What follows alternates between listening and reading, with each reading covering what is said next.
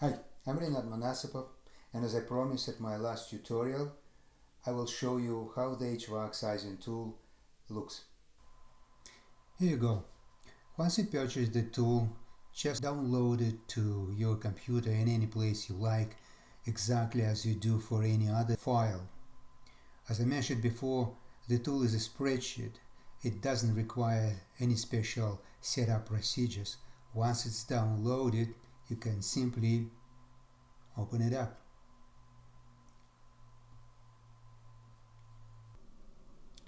There are two groups of computational procedures. One group relates to the modeling of the design, thermal loads and F-flow rate requirements for each element of the HVAC infrastructure. And the other group relates to the sizing of the fluid conduits. To complete sizing of the entire HVAC infrastructure, you have 12 formatted workbooks or tabs. You can see them with a little lock, which means that they are protected from tapping. The first 6 tabs, they have green color, are related to the first group of simulations. These 2 red colored tabs populate all reports related to the design load analysis and sizing of the HVAC infrastructure. The yellow colored tabs relate to the second group of simulations. They allow you to size ductwork and piping. And there are 2 service tabs that you don't need to use on day-to-day basis. One of the tabs shows you how to use the tool, and the last tab is called lookups. It contains all reference tables from the ASHRAE latest standards that HVAC designers use to simulate the design loads. Let's go through each tab.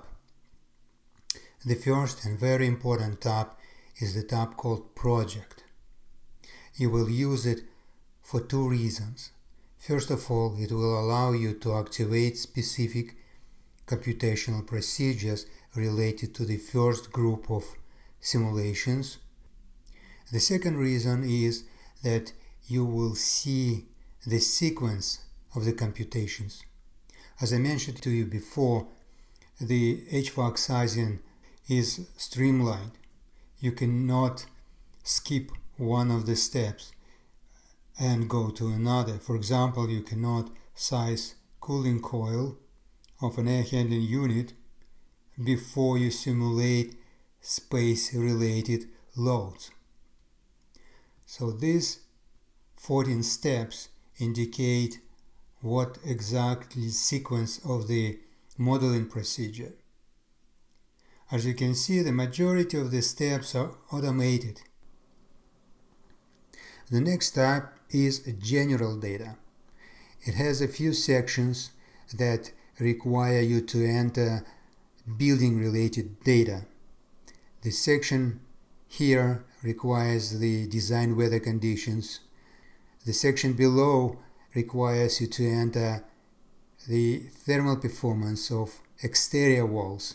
You need to specify the layers that the wall consists of and thickness of the wall, of the layers, Similar information for the roof.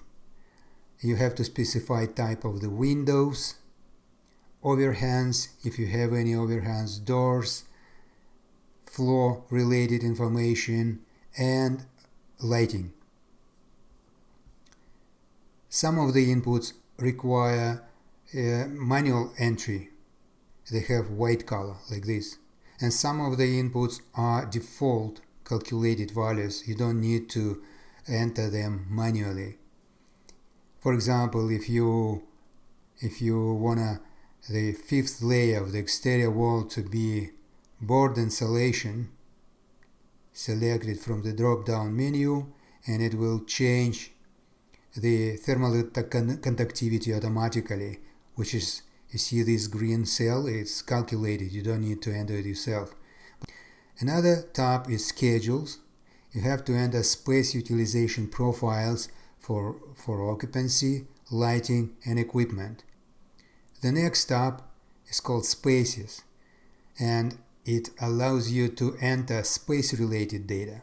You can enter here up to 100 spaces, and each row is designed for one space.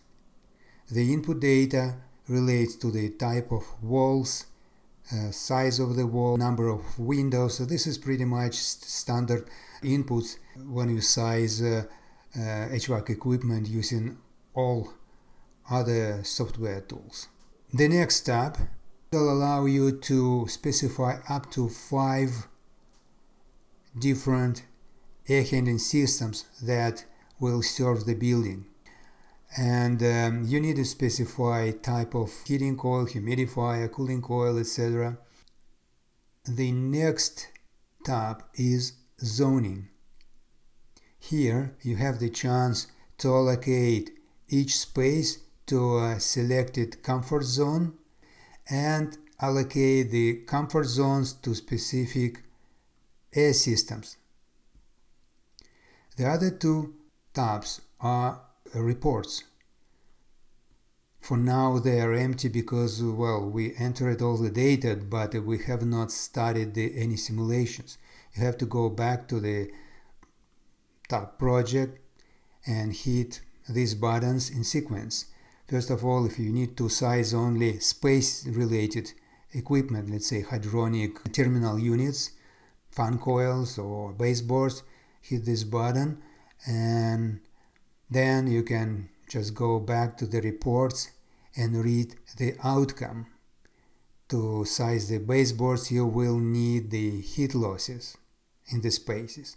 And this table here, report number 5, it houses all the space-related heat losses. And you have the breakdown. You can check if the values make sense. This is given you just for sanity check. The reports are still empty. Let's say this report, central cooling coil. If you need to size the cooling coil, you go back here and click the button cooling coil. Then you can go to the report again and you can see that we specified apparently only one system as one, and it creates for you the report. It provides you the sensible cooling load, latent cooling load, total cooling load. Also, for a sanity check, it provides you psychrometrics at every point within the loop inside the air handler and the space. In addition, you will have the breakdown of the loads. In a similar way, you can run the heating coil reports, building-related heating requirements breakdown. Actually, let me do it as we speak. Heating coil, then building heating balance will be required to size the heating plant. And then if you wanted to size space heating units, hit this button, reheat coil, and you can size the central plant loads. When you click the button, it will require you to enter the number of boilers, let's say 2, and click OK. Then you go back to the reports, and now you see building heating requirements breakdown by load, space heating unit, central heating, etc. Again, with the percentage breakdown, it's a very nice feature to make sure that everything is intact. You will have the space heating related data, you have a reheat coil summary, and heating plant information. Essentially, these reports are enough to size all heating and cooling components inside your HVAC infrastructure. I know that engineers are suspicious about the calculations. Looks like black box, who knows what's inside. To satisfy them, I developed this report. It's called hourly profile report. It allows you to pick inside calculations, select a specific space, exposure, and see what the intermediate computations are. let's say wall-related, direct, diffuse, reflected solar loads, then convective loads, then lighting-related loads, equipment, occupant-related loads by hour within the design cooling day. Let me do it just to demonstrate how it works. First of all, you have to energize this option. You have to click yes here. You have to pick a space, let's say, I don't know, the first place, and exposure. It should be up to 4 walls, let's say wall number 2. And when you run the design load computations, let me just do the calculations again. Now let me go back here. Now you can see the report is complete, and you can verify what the load's like. You can run some graphics. It's easy to digest the information. The one that shows here, hourly roof cooling load profile or building cooling loads. The other 2 tabs here are designed for sizing ductwork and piping. To work with this tab, you should have 2 objectives in mind. Number 1, you need to determine the size of the supply and return air ductwork of each air handling system in the building, and you need to size the ductwork in such a way that the pressure losses are minimized, and at the same time you don't want to have very large ducts because they are very costly, and the airflow control is poor when the air velocity in the ducts is very low.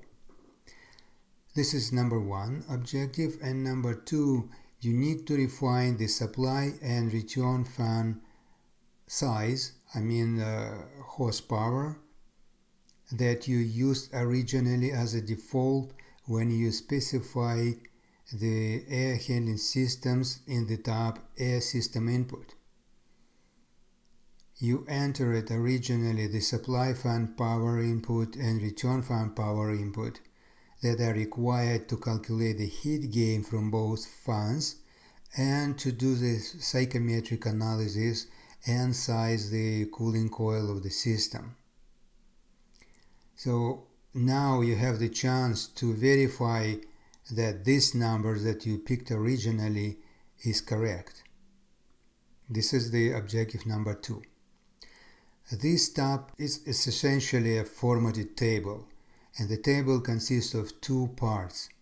This part here has white color, it requires manual input, and this part over here has gray color, it's the calculated output. So once you entered all the data related to the ductwork, supply and return, all you need to do is to click the button here at the top and read the results of the calculation, the velocity in each section of the duct, friction loss rates, and total pressure losses. Using this total pressure losses value, so you can calculate the total pressure loss that the supply fan has to overcome to deliver the supply airflow rates that have been modeled in the previous steps, and they have been reported in this table. Let me show you where the report number is here. Report number 4, space ventilation supply airflow rates. So these are the design airflow rates that the ductwork has to deliver to each space.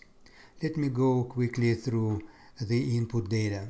First of all, you have to pick, of course, the temperature of the airstream in the ductwork, and it will change the viscosity, density of the air that will be used in the calculations. You also have 2 options to pick one of the methods of the friction loss calculation. It's based on the Bernoulli equation, both methods, but this method is more progressive. It has been recently introduced by Ashwright Handbook Fundamentals. And the Moody chart method, it's essentially the Colebrook equation that everybody knows. You can play with both and see what the differences are. First of all, you need to enter the sections names of the supply ducts. You need to enter the sections along the critical path, which is the longest path from the supply fan discharge to the most remote diffuser. The other input is the airflow rate that you have to take from the report that I mentioned above. You enter the length of the ductwork, type of the material, it could be flex, PVC or galvanized steel. Pick any diameter, or if it's a rectangular duct, you have to enter two sizes, let's say 8 by 5. And at this point, it's initial number, you don't know if it's going to be final or not.